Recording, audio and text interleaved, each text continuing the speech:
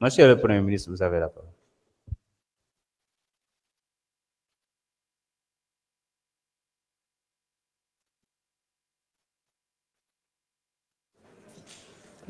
jërëjëf honorable député Ramatoulaye Ndom da nga laaj bu am solo mooy bu ñu nekkoon ci situation normale sax naka la réew di fexe ba li mu soxla ci doole rawatina ci wàllu finance mu dajale ko loolu nag laaj bu xóot la ndax dafa am modèle bu ñu fi fekkoon su ma doon réformer laaj bi mooy ndax dañuy wéyale modèle boobu wala ndax dañ ciy génn ñun nag ñu jàpp ni modèle boobu musiba la ci Sénégal moo ñu andi ci guute gi mooy lan régime bu ñëw dina fexe ba taf-tafee def benn programme bi baax na baaxul généralement appréciation mi ngi noonu bu paree mu ne léegi nag il faut ma dem uti xaalis bu ma ko financer moo tax bi may nekk fii député su ngeen dellu see ci samay vidéo dama doon beaucoup insister sur le financement de nos politiques de développement ndax réew xaalis bi du jógee asamaan daanu si te si yéen léeg-léeg da ngay jàpp ni suñu yenn compatriotes yi dañu jàpp ni suñu nee nguur rek mooy mën na lépp mais nguur fan la dooleem di jóge ci wàllu alal premier poste bi mooy li waa réew mi yëpp di daje ni comme ñoo bëgg réew mi jag faw kenn ku ne am lu mu làmb ci poosam ñu koy tuddee l'impôt ak forme bu mu munti jël réew boo munti dem ci àdduna en tout cas li ëpp ci réew mi parce que am na quelques réew yoo xam ne dañoo am ay rente pétrolière rente gazière mais même réew yooyu sax dem nañu ba xam ni c'est des énergies fossiles donc day jeex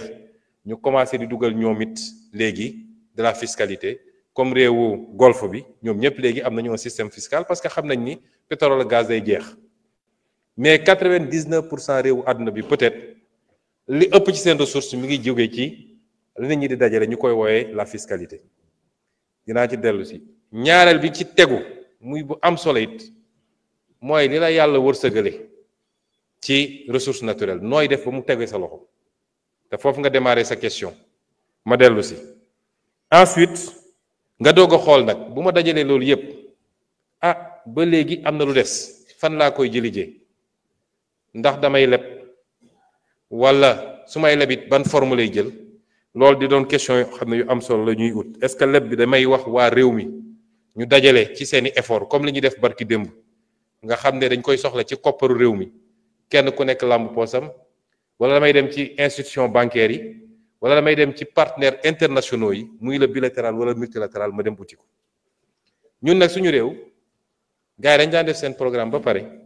ne léegi faw ñu daw nag naxanteeg bailleurs yi pour am lu ñu financer suñu programme moo tax bu ñu wootee souveraineté ñun ñëpp dañu war a d'accord ni souveraineté dafa am nag prix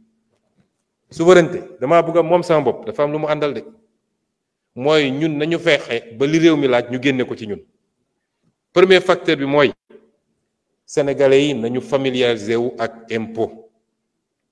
ñun suñu wareef mooy dañuy def réforme fiscale ñu ngi ciy liggéey te bu ñoree nañ ko andi fii assemblée suñu gis-gis mooy nañu fexe ba l'impôt gi ñu oyofal ko waaye na ko ñëpp fay ñi ko war a fay ñëpp bokk impôt bi gën mooy bi nga xam ne fexe nañu ba nit ñi attan ko waaye ñi ko war a fay yëpp fay mooy li ñuy wax des taux acceptables mais une assiette élargie te boo seetee tey ci Sénégal lii fay l'impôt néew na soo jëlee l'impôt foncier bi rek man bi ma ciy liggéey ci ay at boobu maa ngi woon impôt et domaine y avait moins de 10% des assiettes immobilières yu doon fay l'impôt foncier au Sénégal normalement noonu nga koy jëlee feneen ak feneen ñu fexe it ba tappale yi ñu doon def yépp di joxe ay exonération yoo xam ne dara justifié wu ko ay multinationales nga jox leen exonération ñu ñëw pomper sa alal dem te fay ñu l'impôt ñu génne ko fi tappale yi daan am ci joxe ministre capacité wax naa ko fii ci tribune assemblée nationale boobu ministre ba fa ne woon defe naa war na fay teew tey ndax député la woon ma ne ko tappale yi ngeen nekkee bàyyi leen ko ndax yow amoo sañ-sañu assemblée nationale consentir l'impôt nit def fraude fiscale administration fiscale def liggéeyam gis ko yow nga am sañ-sañ yow ministre jël sa xalima ne effacé naa ko ay centaines de milliards comme ça ñu effacé ko lépp li ñuy wax niche fiscale ak lépp li ñuy wax mauvaise pratique fiscale ñu réglé ko buñ ko defee dinañu gis ni lu ñu lempo doon jox 1000 peut-être dinañu jox 2000 foofu muy benn. ñaareel bi wax nga léegi suñu ressource naturelle parce que man ay waxu FMI ak yooyu fële laa ko teg man di fi ñu bëgg a teg FMI ci suñu gis-gis ak suñu dundin moo dul yoon ba société fan yi passé dafa mel ni yàlla moo doon wàcc Sénégal parce que FMI mooy ñëw FMI partenaire la ñoom fa ay droit en tant qu'État membre lañ fay def ay convention ñuy signé la xaalis bu fa ne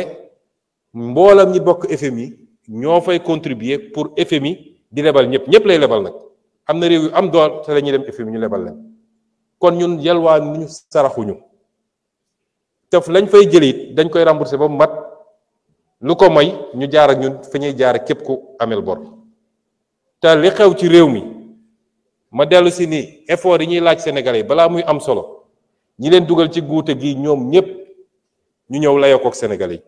parce que dañ ko def ci TF dañ ko def ci maa tey fii la ñu taxaw alerter leen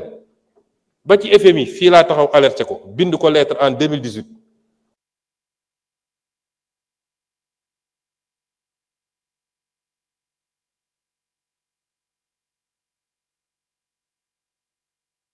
sur li ñuy wax le dépassement sur les ressources extérieures kon mënul ne xamuloon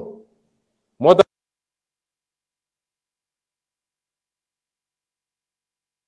tax ñun duñu amuñu leçon bu ñuy jël ci kenn s'il y a un seul ci acteurs yi fi nekkoon yëpp ku ci amul responsabilité mooy nguuru président Bassirou Diomaye Faye waaye ñeneen ñëpp ils ont la responsabilité ci li ñu def mais suñu ressources naturelles yi te ñu ngi ciy liggéey soo seetee su ma la génneloon tableau tey Sénégal am na or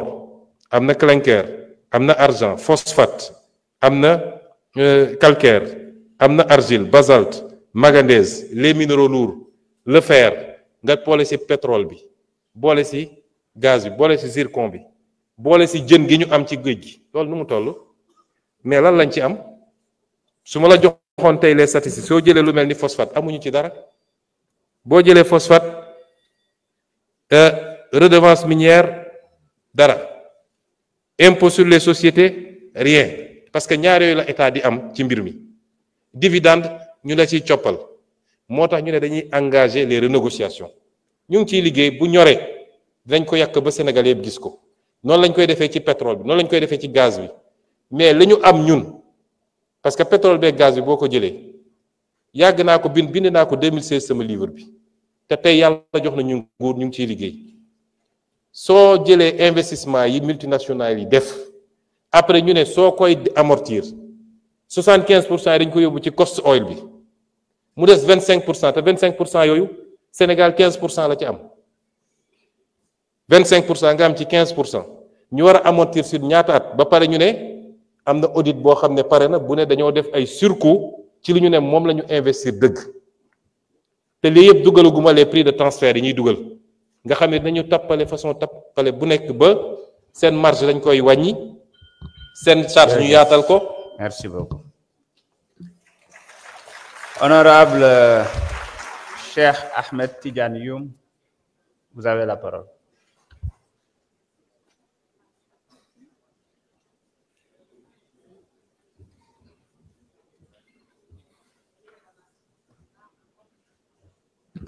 Merci, Monsieur le Président. Chers collègues, Monsieur le Premier ministre, Mesdames, Messieurs les membres du gouvernement, maa ngi leen di nuyu. Dama bëggoon juste intervenir ci domaine pêche. Ci bés yi ñu génn, j'étais à la rencontre des pêcheurs de la Petite Côte. ma waxtaan ak ñoom puisque je suis de la Petite Côte. ma njort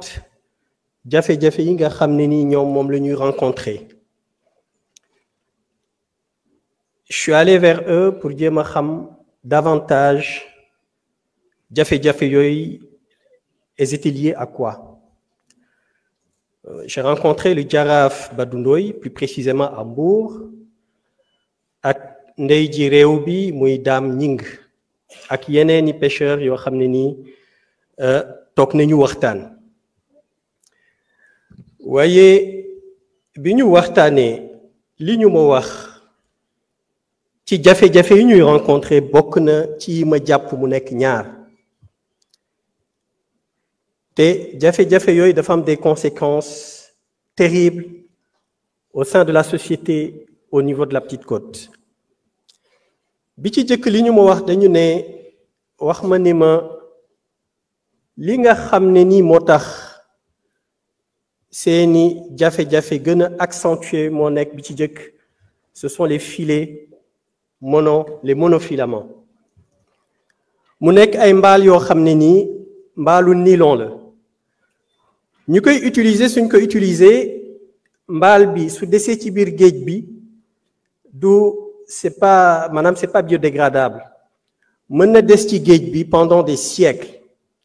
et plus mu des ci géej bi continuer di ramer day jàpp jën bi jën bu mu jàpp jën bi day dee donc ça c'est le premier problème le deuxième problème moo nekk saleté bi nga xam ne nii mi ngi dugg ci biir géej gi saleté boobu mën na jóge ci usines yi nga xam ne nii ñoom ñoo nekk ci rivage bi mën na jóge ci les ménages puisque ñu ci bëri dañuy déverser seen ordures yi au bord de la mer donc loolu yëpp dafay duggaat ci géej bi et saleté boobu dafay ñëw bloquer li nga xam ne nii moom la jën yi di dundee parce que ci jën yi benn chaîne alimentaire la saleté bi dafay ñëw bloquer li crustacés yi di dundee crustacés yooyu jën yu ndaw yi moom la ñuy dundee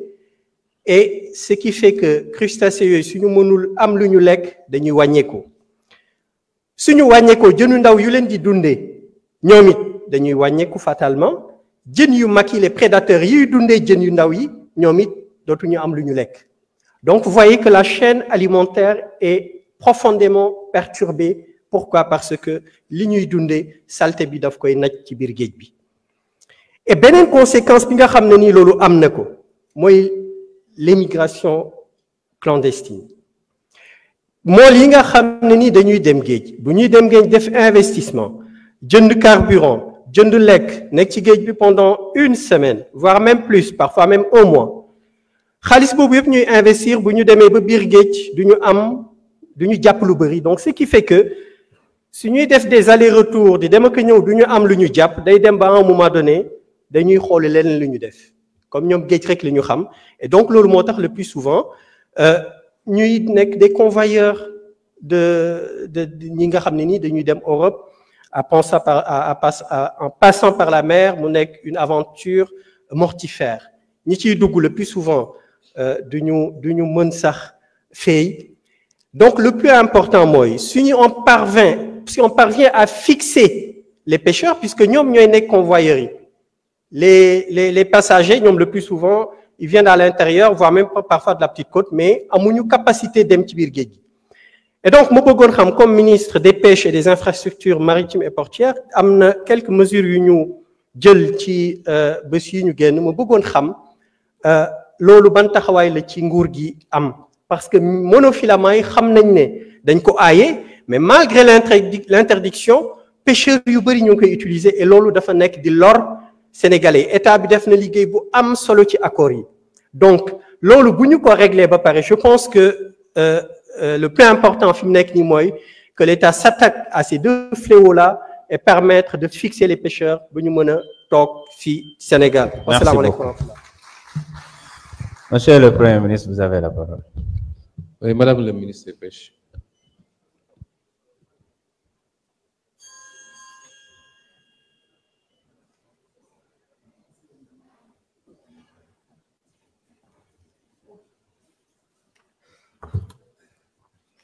Voilà, merci beaucoup. Monsieur le Président de l'Assemblée nationale, Monsieur le Premier ministre, Mesdames, Messieurs, chers collègues membres du gouvernement, Mesdames, Messieurs, les membres de la représentation nationale, donc je me réjouis de cette opportunité qui m'est offerte pour pouvoir apporter certaines clarifications relatives, n'est-ce pas, au secteur que je dirige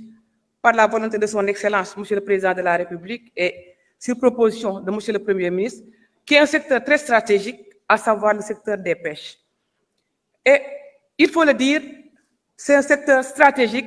mais un secteur quand même qui est plein de problèmes. La preuve, quand nous sommes arrivés, et j'ai eu à le faire le diagnostic, n'est-ce pas, dans un ouvrage que j'ai eu à écrire. Donc, il y a beaucoup de difficultés, particulièrement en ce qui concerne la pêche artisanale. Et par rapport à cela, notre candidat, n'est-ce pas, à l'élection présidentielle, avait pris un certain nombre d'engagements. Engagements pour renforcer ce secteur, mais surtout engagements pour renforcer, développer la pêche artisanale. Et je me réjouis aussi de voir que monsieur le député, Cheikh Tidiane Youm, a évoqué une question très importante, à savoir la question des monofilaments. Les monofilaments, comme on l'a dit, la recherche scientifique a eu à faire des études là-dessus et a conclu que c'est des filets qui sont nocifs à l'environnement marin. Parce que tout simplement, ce sont des filets, n'est-ce pas, la matière dont ces filets ont été construits, cette matière-là est une matière qui n'est pas dégradable. Donc, ce n'est pas biodégradable. Et en général, quand ces filets-là sont perdus en mer, là, ce qu'on reproche, c'est que ces filets continuent à pêcher. Donc, et par rapport à cela, lors de la révision du Code de la pêche, c'est-à-dire le Code de 2015, parce qu'il y avait le Code de 1998 qui n'avait pas prévu la question des monofilaments. Mais le Code de 2015 l'a bien prévu et a noté l'interdiction des filets monofilaments. Il ne s'agit pas seulement d'interdire l'usage, mais on interdit et l'usage, mais également la fabrication, l'exportation des filets monofilaments.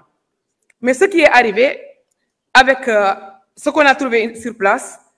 c'est que dans le Code de la pêche de 2015, il y a une disposition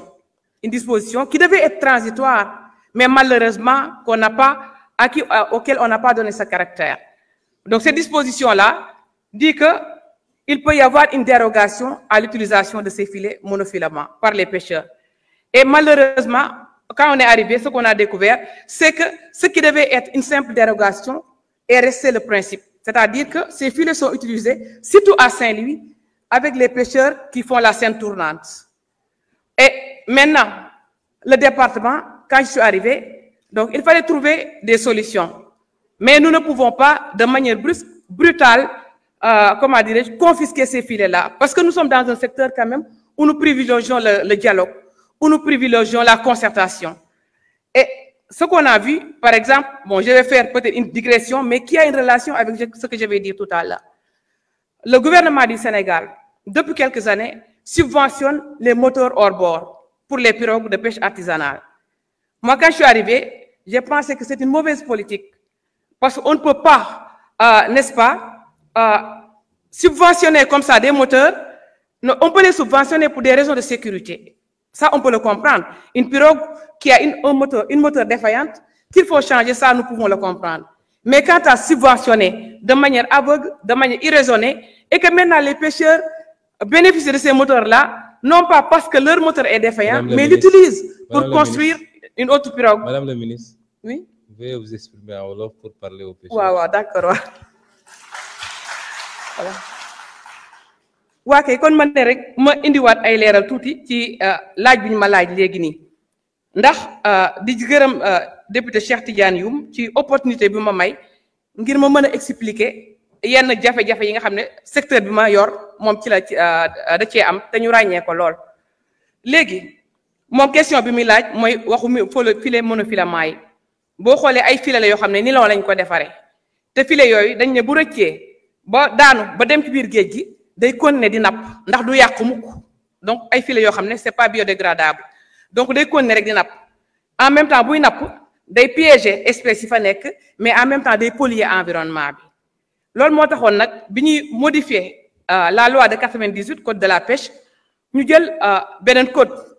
qui date de 2015 foofu dañ cee tere utilisation l'importation mais également la fabrication filet monofilament yi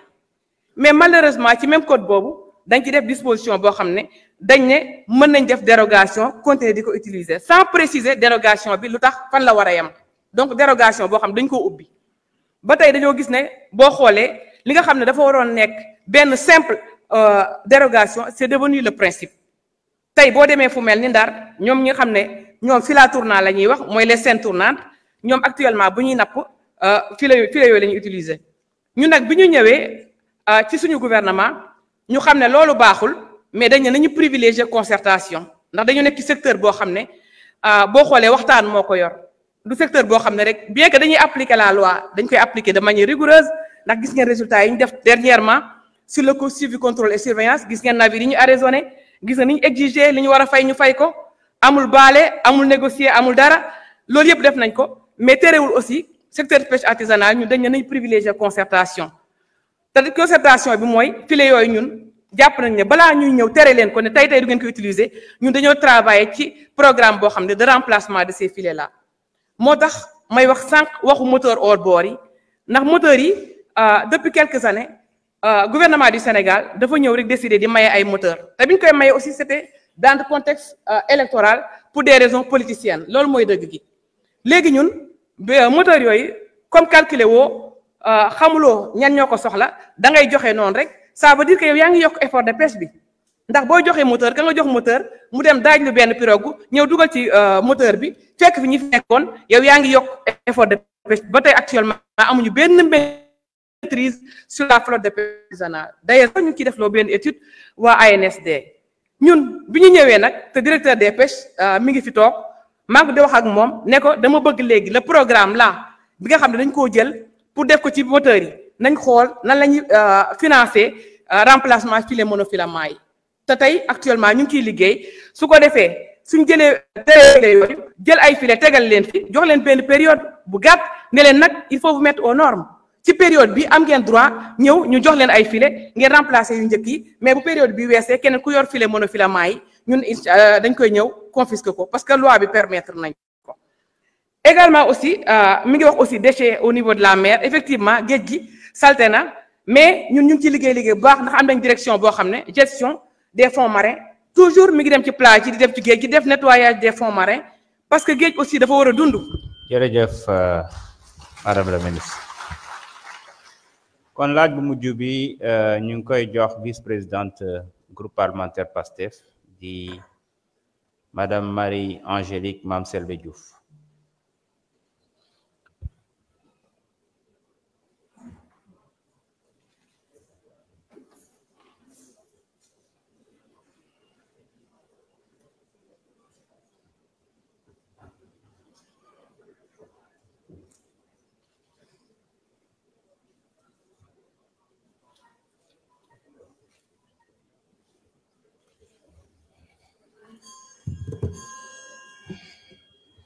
Merci beaucoup, Monsieur le Président. maa ngi lay nuyu. Monsieur le Premier ministre, maa ngi lay nuyu. Di nuyu l'ensemble des membres du gouvernement. Di nuyu sama collègue député yi fi nekk ak assistance bi fi teew yépp. Monsieur le Premier ministre, sénégalais yi dafa am fu ñu jóge. fi ñu jógee tax ku si mel ni yow taxaw am lum leen jaay. Sénégalais yi jënd ko à hauteur de 54% fal président de la République nga dellu amaat loo leen jaay Sénégalais yi jox la 130 députés ñu ñëw toog fii tey nekk les députés du peuple. Monsieur le Premier ministre nga boucler 1 an yaak sa gouvernement ak président bi fi nekk si 1 an yooyu nga lancé benn emprunt obligataire de 105 milliards balaa échéance bi di jot nga retrouvé wu ak 405 milliards loolu dafay wone rapport de confiance bi am ci sa diggante ak sénégalais ndax am na ñu toog di laajte lan lañ fi def liñ leen digoon 1 an rek lañ fi toog waaye mu am nag luñ fi def dañoo toog ne woon sénégalais yi institution budgétivore yi dinañ leen dindi ñu dindi HCCT dindi CSE jël milliards yooyu réorienté ko ñu jël accord de pêche yi nga xam ne dafa doon permettre ñu yàq suñu géej gi ñu jeexal ko suñu njaboot yi pratiquement ñi juddu génération 2000 xamuñu woon diwlinu gerte ñu gis ne diwlinu gerte léegi boo demee ci marché bi yaa ngi koy gis ndax Sonacos dafa ubbiwaat ba indi ay emploi ñu mën a citer réalisation yu bari yoo xam ne da ngeen ko def loolu moo waral sénégalais yi am ci yeen confiance ba ngeen lancé emprunt obligataire sénégalais yi jóg def ci seen xaalis di laaj sax ngeen ubbiwaat ko ndax am na ñoo xam ne jotuñoo dugal seen cotisation jotuñoo dugal seen xaalis Monsieur le Premier ministre loolu moo tax sénégalais yi nga xam ne ñun dañuy dem ci ñoom tout le temps di gisee ak ñoom di laajte ndax dañoo bëgg a xam situation économique sociale désastreuse bi nga xam ne moom ngeen fekk réew mi mu métti lool Sénégal mel ni màgget foo laal dafay métti secteur yépp di métti vie nationale bi composante sociale bi yépp di métti urgence yi bari lool te bari forme sénégalais yi bëgg a xam yéen ci 1 an yi li ngeen leen won yàkkamti nañoo xam fan ngeen leen jëme ndax am nañu yaakaar lool ne fi ngeen leen jële fi ngeen leen jëme moo ko gën loolu moo tax ma bëggoon xam lan nga envisager pour mën a def face ak urgence yooyu en d'autres termes la situation économique et sociale désastreuse héritée de l'ancien régime fait ressortir que le pays, dans tous les secteurs de la vie nationale et dans toutes les composantes sociales de la population, fait face à des urgences multiformes, complexes. Comment envisagez-vous prendre en charge ces urgences? Monsieur le Premier ministre, ñu ngi leen di jaajëfal suñu sañoon nag li nekk loo xam ne dafay bari lu muy am xëy na article 92 bi ci plénière bi lañ ko prévoir ngay ñëw une fois par mois waaye suñu sañoon sax nag bu ñu réviser règlement intérieur bi ñu def ko prévoir ngay ñëw commission ndax booy ñëw commission dana tax ñu bari di ñëw commission surtout bu fekkee ne écran yi dañ fay nekk loolu ñi fi nekk di def la chasse aux images dina permettre ñu xam ne liggéey bi dëggantaan liggéey bi sénégalais yi di xaar ci ñun ci commission yi lañ koy defee ñuy ñëw di ñu fekk ci commission yi ñuy liggéey def les travaux techniques comme ça bu ñu ñëwee fii di wax ak sénégalais yi bëgg a amaale image ñu mën a xam li ñuy wax ñoom nag bañu ñu jàng de njàng mee desee mokk rek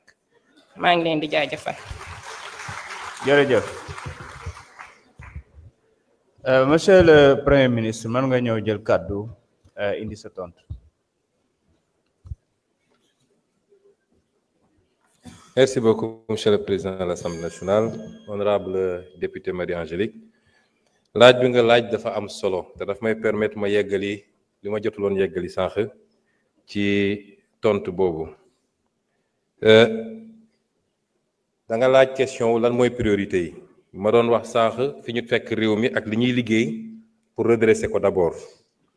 ci cadre financement bi ba léegi ndax tudd naa ci yu bëri yoo xam ne maa ngi woon ci ressources naturelles yi Sénégal daanaka li muy am ci ressource naturelle am du dara yàgg nañ ko wax fii ba saa yoo ko waxee ñu jóg wax mais li ñu négocier ak ni ñu ko négocier te léeg-léeg da nga naan naka lañ ko négocier am na benn député boo xam ne defe naa ci ñu daw tey la bokk di ma ñëw commission nag Marie-Angélique ndax su dee su ma ñëwee plénière ñu daw dama ragal su ma ñëwee commission liggéey du fa am waaye député boobu di jaay valeur lu nekk mu wax ko te moom 2017 moom moo signé woon benn ci session yi nga xam ne suñu gaz bi diggante Cosmos ak BP moom moo ko signé te deful les due diligence yi mu waroon def bokk nañu ci tay ñi nga xam ne ñoo tayle tey suñu pétrole suñu gaz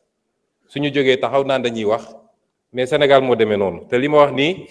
yàgg nañ koo confronté waroon na ñëw fii ñu débat ci wala mun nañ ci débat feneen fudul foofu mais ressources naturelles niñ ko gérer ak niñ ko yàqee niñ ko signé ci ay anam yoo xam ne baaxul ci réew mi moo tax fi mu ne dañu war a nekk ci dabu ndax réew bu am li Sénégal am yépp bu dee gérer nañ ko niñ ko war a gérer damay faral di wax ni Afrique moo waroon doon parmi les bailleurs du monde gis nga réewu golfe bi tey dañoo bokk ci les bailleurs du monde est-ce que xam ngeen ni am na réew yoo xam ne amuñu bor wala dañuy obligé fabriquer leur dette pour des raisons strictement économiques mais omble nañu ndax lan parce que dañoo fexe ba am fulla gu doy ba li leen yàlla wërsëgale ñu téye ko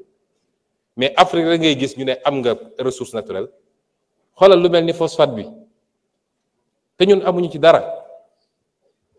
ñu ngi koy exploiter fii phosphate bi day régler problème bi yu bëri y compris le problème de l'agriculture parce que ministre mi ngi wax naan di ngeen gis su ngeen musul gis ay bateau engrais yu jógee fële mais ñun waruñu woon andi bateau engrais fii suñu gérer woon ni ñu gérer suñu phosphate bi loolu bokk na ci piliers yoo xam ne liggéey bu ñu tàmbali la di ko liggéey primature ma dénk ko ay nit ñu ko mate gis nga suñu defaraatee suñu bopp rek marché soo jëlee marché public yi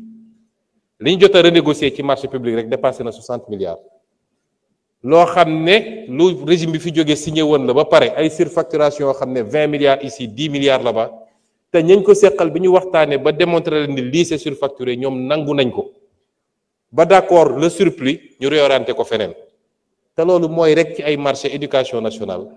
enseignement supérieur duggaguñu sax ci marché ressources naturelles yi imaginez ñaata milliards la ñu sàggane ci loolu kon loolu bokk na ci l'un des piliers fondamentaux la réappropriation de la souveraineté sur nos ressources naturelles moo tax la ñu am ci phosphate Matam nga xam ne commencé guñ ko exploiter ñun bi ñëwee dañ ne duñ ko def ni ñu ko daan defee on veut l'exploiter ici am nos unités industrielles ici ñu transformer ko fii lañ ci soxla ñu jël ko li ci des ñu exporter ko c'est ça notre modèle et c'est pourquoi il est totalement différent de ce que les gens faisaient. Maintenant on a un besoin de financement dañoo fekk réew mi ci situation boo xam ne bu doy waar la tey bu ñu amee accord ak lu mel ni FMI suñu besoin en financement peut-être ci année bi ñu nekk nii dina doon à peu près 1195 milliards mais day doon lu dégressif chaque année ñu wàññi ko tuuti peut-être ce sera 498 milliards l'année qui suit ainsi de suite en 2019 on sera à 155 milliards mooy li ñu war a yokk ci li ñu am bu ñu dajalee li ñu fortaatu yépp ngeen posé question bu am solo woote nañu barki démb sénégalais yu bëri uyu si am na ñu bëri ñu ne dañoo bëggoon a def waaye teelu ñoo yëg am na ñoo xam ne nee nañu ñoom problème mu éthique la ñu am parce que ñoom seen gëm-gëm permettre leen ñu jël ay obligations boo xam ne day générer ay intérêts loolu yépp ministère des finances mi ngi ciy liggéey ci li ñu war a def ci ay montage parce que am na sukuk mode de financement la boo xam ne lu xalaal la kenn amu ci problème naan est-ce que intérêt dugguñu est-ce que riba ou pas nga mën koo adosser à des infrastructures yooyu tabax kon gëm naa ni sénégalais yi comprendre nañu enjeu yi te dinañ ci jàpp dinañu defaat yeneen yu ñuy monter parce que dama wax léegi souveraineté dafa am solo moom sa bopp mais day fekk nga mën ko te ci ñun la war a jóge loolu beneen pilier la boo xam ne bu am solo la buñ ci liggéey te di féliciter tous les sénégalais ci li ñu taxaw ne dañuy taxaw seen wetu état parce que ñoo ko moom su ñu defee effort sur 2 ans ñu def effort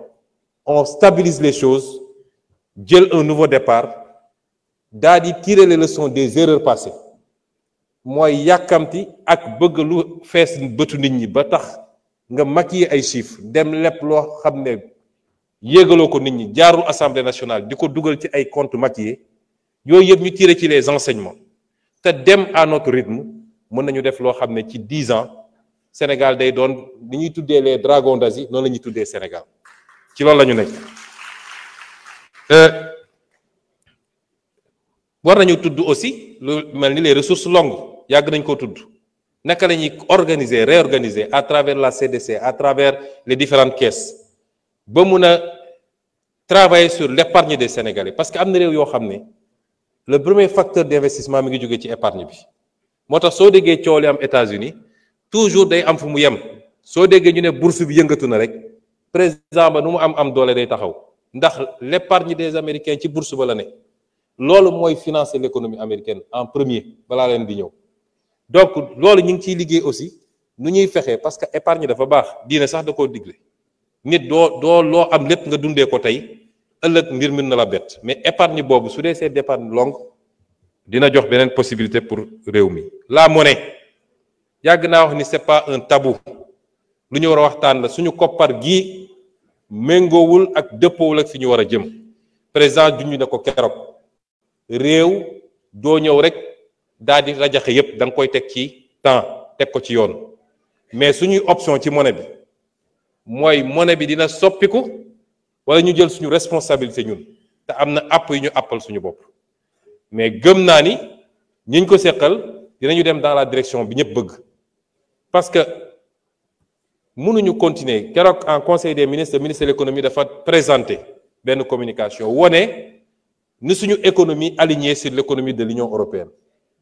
ñoom bu ñu sëqatee ñu sëqat bu ñu yéegee ñu yéeg bu ñu wàccee ñu wàcc la corrélation avec la monnaie n'est pas automatiquement faite mais quel est le seul facteur qui nous lie à cette zone-là mais c'est la monnaie moo tax il faut que ñu nangu poser débat yooyu avancer ci mais lu technique la lu sérieux la am na lu ñu teg loo xam ne ñu ngi ciy liggéey du fii laa koy développer yëpp pour vous dire que tous les leviers ñu ngi ciy liggéey tous les leviers qui doivent nous amener à souverainiser notre financement nous donner le maximum d'indépendance parce que da ngay dégg ñu ne ñoom ñoo ne woon bor tekkiwul manquer de souveraineté bor bu ñu la conditionné ba nga xam ne sañoo bañ bor boobu mooy manquer souveraineté mais bu dee yow yaa am sa latitude marché yi wóolu la ba soo wootee ñu wuy si la parce que la dette n'est que de la fiscalité différée en réalité nga teg ko ci temps teg ko ci anam boo xam ne dette bu soutenable la nga garder toute ta latitude ber bu bon mooy dañ la naan lii da nga koy signer foog nga def telle réforme sinon duñ la lebal kooku mooy bor bi nga xam ne day empiéter ci sa souveraineté kon loolu ay éléments yu sont importants la ensuite ñun dañu war a en tant qu'Africain et en tant que Sénégalais dañoo nekk ci àdduna bi dafa les options stratégiques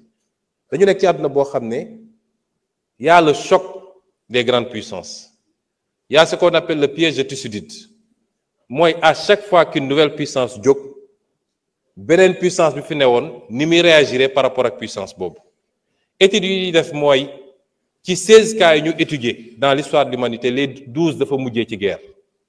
fi mu ne nii amagul te ñu ngi ñaan yàlla bu mu am waaye guerre économique déclenché na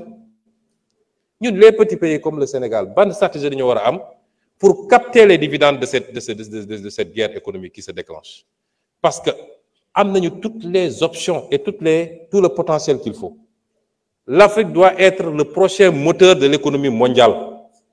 pendant ces 30 ans ça a été la Chine gis nañu essoufflement Afrique suñu régler problème mu évidemment la stabilité dans les pays la sécurité l'instabilité politique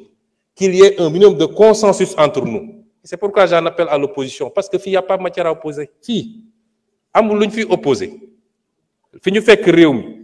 def xayma bi ne Sénégalais lii moo fi nekk gisuma ku ci war a opposer da ngay gis koo xam ne sax même su ciy wax sax oui li fi xew c'est grave et cetera mais ñoom waruñu woon nous allons dans le sens bi réew mu sa defaru yoon bii la jël kon loolu amul lu ñu ciy opposé wu les actes qu'on pose pour la bonne gouvernance dans les prochains jours on soumettra ici à l'Assemblée un certain nombre de projets de loi yoo xam ne presque pare na le projet de loi pour réformer l'OFNAC le projet de loi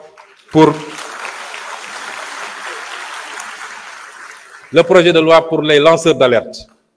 le projet de loi pour l'accès à l'information parce que citoyen bu nekk war na mun a am accès à l'information qu'est-ce que le Premier ministre fait qu'est-ce que tel ministre fait qu'est-ce que tel directeur général fait le projet de loi pour la déclaration de patrimoine ñu généraliser ko ba képp ku yor responsabilité publique ñu xam lan nga yor mais loolu est-ce que am na matière à opposition les options ñu jël stratégiquement pour jëlaat suñu souveraineté économique est-ce que am na matière à opposition kon ñu bàyyi fi loolu yépp bëgg a entraîner le pays dans des débats de personnes à une certaine opposition je dis que la haine ne peut pas être un moteur politique surtout la haine dirigée contre une personne qui vous a rien fait je les rassure c'est pas les attaques crypto-personnelles maa ngi sant yàlla je suis politiquement indestructible ma wax leen ko léegi parce que li ma ne yàllaa ko def saa yu ko soobee moom moo ko fiy dindi mais du nit ku fiy wax di tëb bu ñu génnoon léegi taxaw ci ne bedd bi ku ñëw romb la ku ñëw taxaw nuyoog man maa ngi ciy sant yàlla mais ñun réew mi moo ñu soxal moo tax si on a une opposition républicaine elle n'a qu'à s'opposer de manière républicaine nañu ñëw wax ci mbay mi nañu wax ci càmm gi nañu wax ci ressources naturelles yi nañu wax ci les programmes et les objectifs sur ce terrain nous sommes ouverts au dialogue nous sommes ouverts au débat contradictoire comme je le fais ici à l'Assemblée mais ñu bëgg a bàyyi foofu yépp entraîner le pays vers des dérives verbales vers des règlements de compte personnels les dossiers judiciaires amul kenn koo xam ne dañ laa togal parce que non dem nañu ba ne pourquoi dans une campagne électorale il a dit, mais la justice ne fonctionne pas par rapport à ça. Un juge, on lui amène un dossier avec des faits, avec des preuves. Kan moo ci waxoon kan moo ci waxuloon, c'est pas important. Est-ce que li mu yor dossier la wala du dossier? Ce qui reste, c'est le débat public, le débat politique. Le débat politique, il est ce qu'il est. Li ci des, pour compléter toujours, madame, moi, ci contexte bi, j'ai parlé tout à l'heure du pays de Sudite ak fi réew mi fi àdduna bi tollu. Un nouveau pouvoir est arrivé dans l'une des grandes puissances, nee na dafa bëgg a mettre un terme à la globalisation. Daal di teg ay taxam, teg yeneen pays ñoom it réagir. Ñu nekk ci contexte boo xam ne les gens vont être poussés vers le repli. Mais ça, c'est une chance pour des continents comme les nôtres. Parce que les waroon dem feneen mën na ñëw fii, mais dafa am ñu koy organiser. Nous ne sommes pas pour le moment un problème de compétitivité de notre économie. C'est pourquoi l'une de nos priorités, moi, l'énergie. Je l'ai dit ici, je le répète. Réew mënoo industrialiser wu, mënoo développer une économie tant que tu as une énergie qui coûte ce qu'elle coûte au Sénégal, c'est-à-dire plus de 100 francs le kilowattheure. Suñu plus grand pari et suñu plus grand défi dans les 5 ans, moi, ramener le prix du kilowattheure maximum à 60 francs. Le ministre de l'Énergie vous l'a dit l'autre jour. Et c'est pourquoi nous avons dit suñu gaz bi mënuñu ko bàyyi mu génn noonu. Gaz bi suñu priorité mooy luñ ci mën a andi mettre toutes nos centrales au gaz, faire de nouvelles centrales au gaz. Je vous ai dit à l'origine 2050, on a un objectif de 10 000 kWh, 10 000 MW. On a produit 1800 aujourd'hui. Imaginez le gap. Le solaire ne pourra pas tout combler. Moo tax ñu ne suñu oléoduc bi suñu gazoduc bi war a andi gaz bi fii mooy suñu priorité. L'énergie est une question de sécurité nationale même. Et c'est pourquoi, en dehors de l'aspect économique, il y a l'aspect domestique. Parce que dans le budget des ménages, l'énergie coûte très cher. Moo tax dégg ngeen coow centrale West Africa Energy bi. Quand je suis arrivé, j'ai dit au président, je prends en main ce dossier. Parce que mënuñu bàyyi un secteur aussi stratégique ñu ne c'est des investissements privés. C'est pas des investissements privés. Parce que, c'est un secteur dont relève la sécurité nationale. 2, Monsieur le Premier ministre. Je conclue 1 minute. Parce que vous m'avez pris des minutes tout à l'heure. Hein? Voilà. Deuxièmement, c'est un secteur, dans ces projets-là, c'est fait sous le couvert du contenu local. Moi, j'ai un avantage. L'État garantit la totalité de la production à travers la Sénélec. Et pour cela, l'État a donné sa garantie souveraine. Tu as 280 milliards d'investissements, l'État a donné sa garantie souveraine. Si la Sénélec faillit, c'est l'État qui paye. Et on me dit que c'est un projet strictement privé. Et c'est pourquoi on a pris en main ce dossier et nous sommes en train de faire ce que nous devons faire avec le bailleur, avec la société qui construit le truc. J'ai reçu tout le monde, on a discuté. Et on va sauver ce projet, on va sauver tous les autres projets. C'est une nécessité. Merci. Les denrées de première nécessité, c'est une autre de nos priorités. Merci. Malheureusement, on me dit que le temps est arrivé à terme, mais je voulais vous dire simplement que c'est avec beaucoup de plaisir que le gouvernement, tout le gouvernement se représentera ici. Et nous espérons que ceux qui écument les plateaux pour dire n'importe quoi oseront venir nous débattre. Parce que si le débat, nous ne la guérilla parlementaire existe partout. Merci beaucoup. Mbokk yi yegg nañ ci njeexitalu jotaay bi balaa ñuy yëkkati jotaay bi rek ma bëggoon ci turu Assemblée nationale ñu yeesalaat suñu njaal jëmale ko ci communauté Layène waaye jëmale ko aussi ci mbooleem ñi ngànk justice bi ci demuk Mamadou Badia Camara waaye tamit ñi yore wàllum culture ci demuk kii di Moustapha Diop kon mbokk yi waxtaan wi jeex na dinañu bàyyi conférence des présidents mu indiwaat calendrier liggéey yi nga xam ne war nañ ko amal ci ay bés yi di ñëw kon ñu ngi leen di sant di leen gërëm. La séance est levée.